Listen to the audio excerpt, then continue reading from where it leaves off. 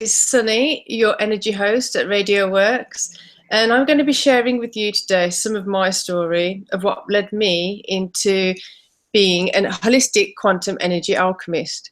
So as a child, I was aware of other people's energies, and I didn't know that I was absorbing their energies, and through various experiences kind of saturated me, but I wasn't aware that there was other people's energies, not my own. So time went by. As a family, we moved to Canada, and I was learning about spirituality there. I went back to England and studied human psychology in university. Then after that, went back to Canada, went to spend some time in Himalayas. Then that's where I had an experience of being on horseback coming down a mountain, and the hoof from the horse slipped, and there was a tiny pebble that stopped the hoof from falling. And at that moment, everything kind of just went forward and back into me. And that was it. I decided I have to do something with my life. I have to change something in my life. And when I went back to Canada after being in the Himalayas, I decided to go to teach in China. So when I was in China, I had another array of experiences, spiritual learnings, and through the processes, I ended up back in England in London, and it was here that I lost myself in the current. I got lost in the current of wanting more, not focusing on what was important to me, and I experienced burnout.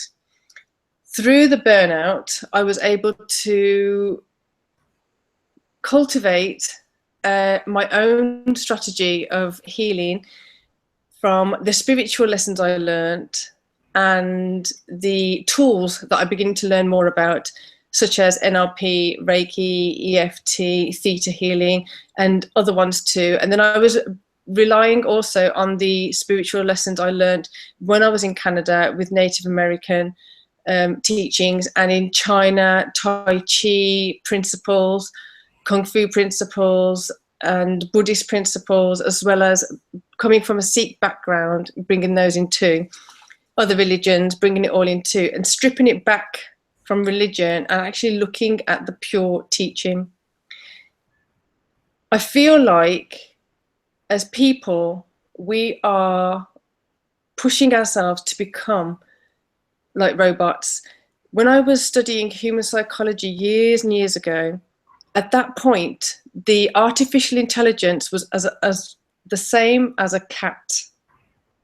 And I remember then being freaked out and wondering, how can a computer be in the same intelligence level, at the same intelligence level as a cat?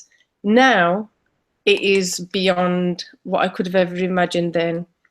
So as people, I want to do my part in reminding us that we are not robots. We can't evolve as fast as plastic and metals. But what my mission is now is to start devising things, that tools and energy processes which do help us heal, release, and clear energies that we do not need to be carrying, such as grief, burnout.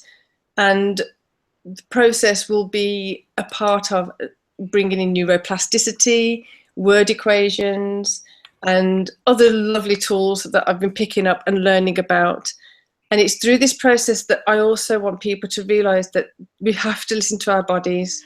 Our body communicates so much to us. And through that communication, we may be able to actually stop ourselves from getting to the edge of burnout and start listening better to, oh, something's not right. Let's start looking into this. But as we all know, if we don't know about something, we can't detect how we're going to save ourselves. So if we don't know about it, how are we going to know that we need to stop and take a look at our lives? Another reason I feel passionate about this is because we are imprinting these energies onto our children. We are teaching our children to stop being in their natural navigating state and to follow our frantic, chaotic energies and imprinting those energies onto them. So from my background of being in education of more than 12 years, I have seen in Canada, in China, in UK, different parenting strategies, different education strategies.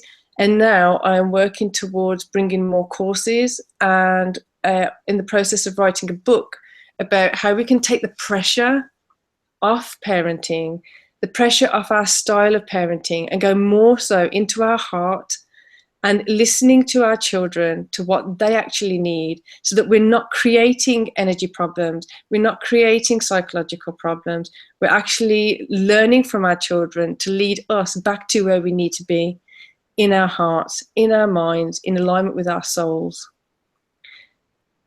Nina, I hope that was of any use, and I'd love to hear more from you. Wow, Sunny, it's very exciting to see your journey, and I know you mentioned at the beginning what happened and what made you think must be another way, must be more to life, must be more to my brain than just what I know. And we use very little out of our mental power, and you are helping people to tap in and to discover their own silent powers. And going back into the purity of childhood is definitely something that works. And your intentions are to not only help yourself and grow into the person who can deliver her own life purpose, but you are helping parents to look at education from a different point of view. And to me, that's amazing. So you are telling parents, stop killing the beauty in your children, stop telling them who to be and who you expect them to be. Let them be who they are.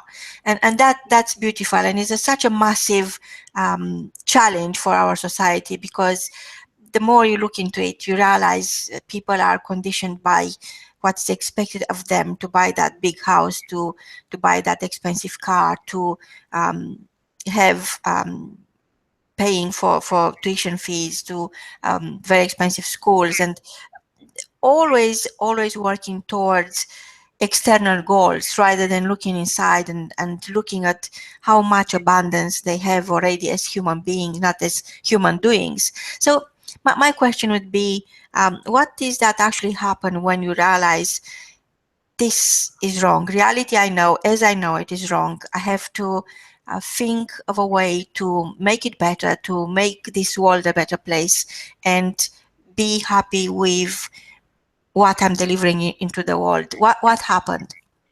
So this is part of the journey I take my clients on, and this is why I stress that it's not a 1, 2, 3, everything's fixed process or journey, because every single thing we've done, every single thing we've been told, everything we've heard, smells, everything adds to where we've got to now.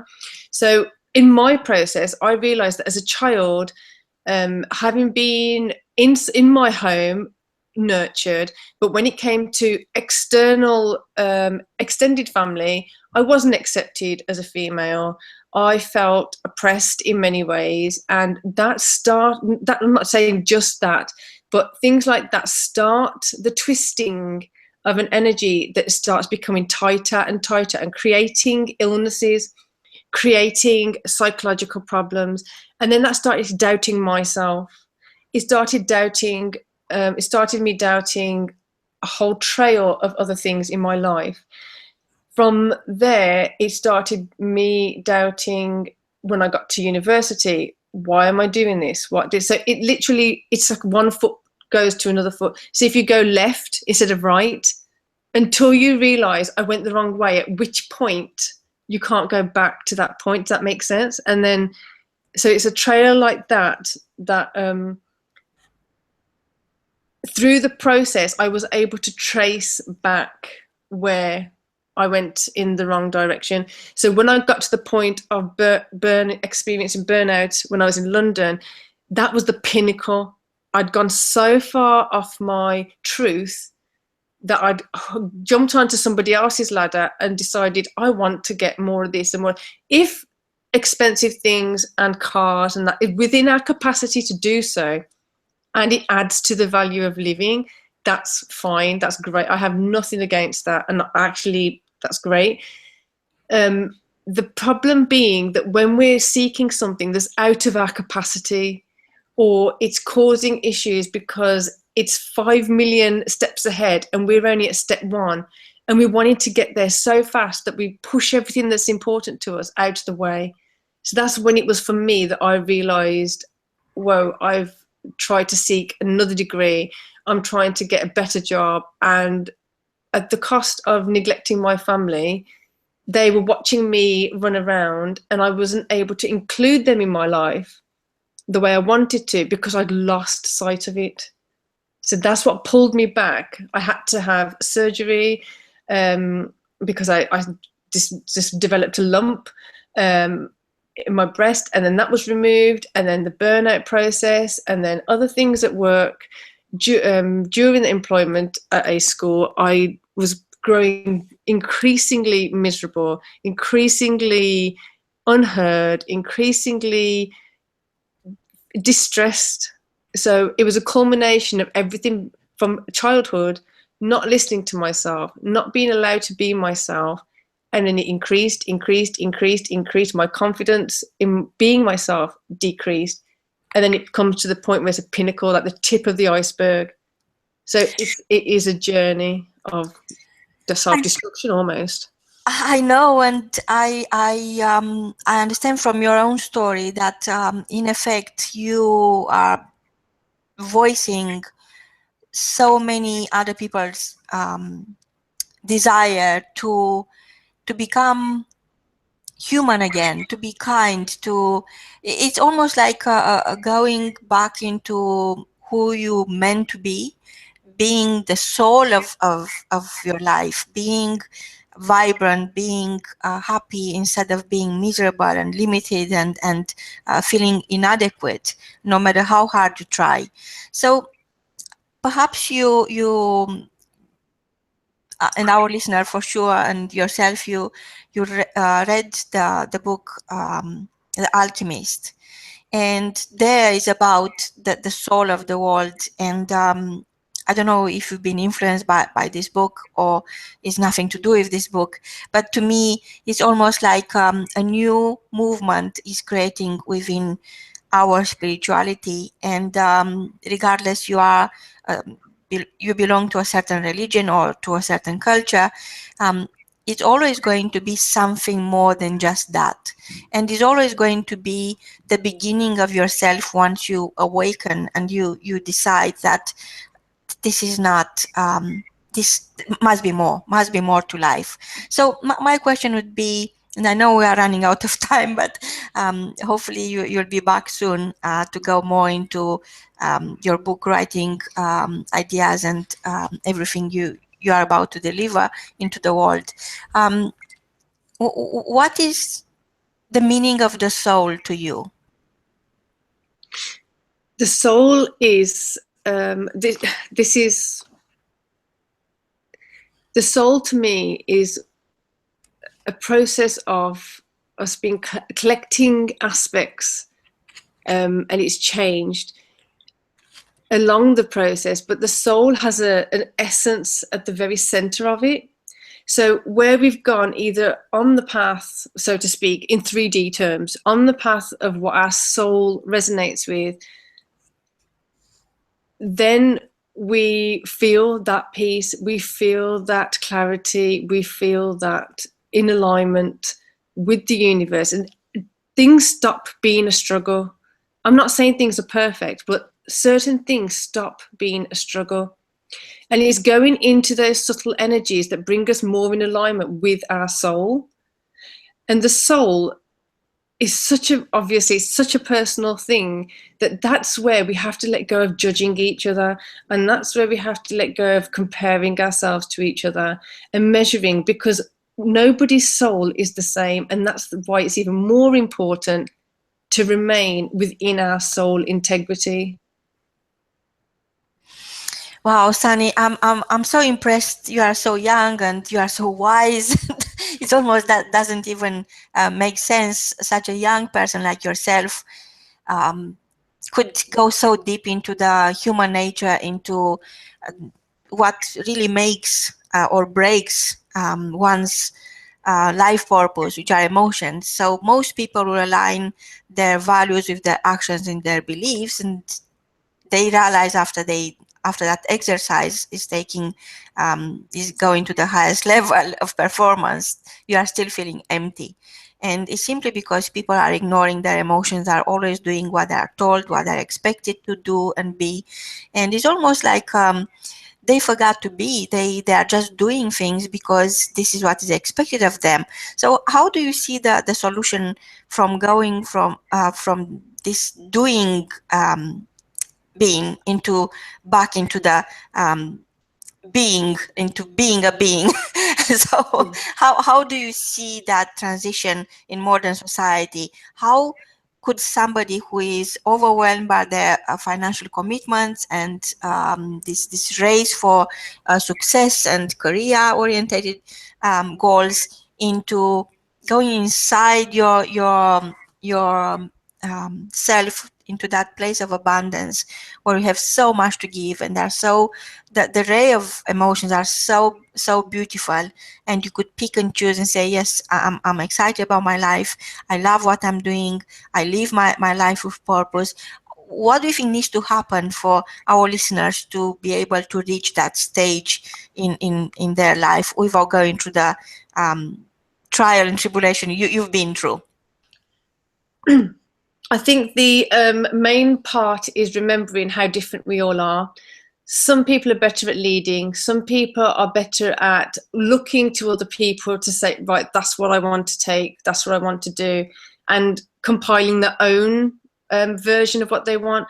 Some people like myself, I find it very difficult to fit into anything, and that's probably why I make up my own rules as I go along sometimes. But so the bringing it back to how to get that quality of the own soul being is what I'm discussing in the book that's called Intuitive Parenting, is bringing it back to what feels right with the self. Because for some of us, we have that courage and we have that confidence to step out into the stage or into a new project or whatever it is we're doing. We have that courage to do it. And if we don't have the courage, we will make sure we pull it out of somewhere. Some people don't have that courage, or they need someone to support, or they need some kind of encouragement that's not always accessible. That's why I feel my role now is to make sure that more people know that I'm here. There's a lot of other people who do energy work to help people to step into their true energy, to step into their true soul purpose, and to do it with courage and not be afraid of not fitting in.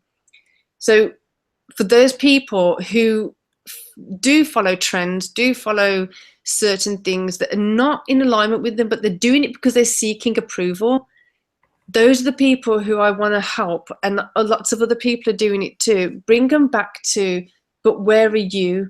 And then giving them the confidence to be themselves, giving them the confidence to realize that the people who pretend that they're okay, or who aren't even aware that they're okay, they're not okay, they may not be happy inside. So stop looking outside. It doesn't matter if so-and-so is happy or so-and-so is not happy. The main important thing right now is to make sure we are within ourselves happy, and to support the people who do want to be in that state of happiness, to be there, support, provide the space to speak their truth.